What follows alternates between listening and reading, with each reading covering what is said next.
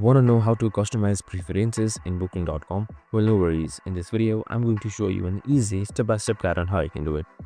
It's super simple and under a minute, so let's get straight to it. Now, first things first, simply open up your booking.com website. So you can just simply head towards your booking.com website and make sure you are logged in as well.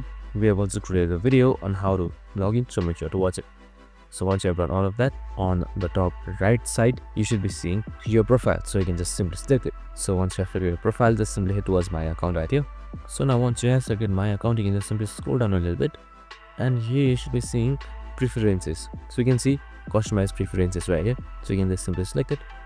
So once you have selected customize preferences, here you can see two things you can customize, that is currency and language. So you can just simply select edit right here and edit your currency and then edit your language as well. So you can just simply select edit and do it accordingly. And that's it. I hope this video helped. If it did, make sure to like, subscribe and tune in with us for more of these videos. See you in the next one.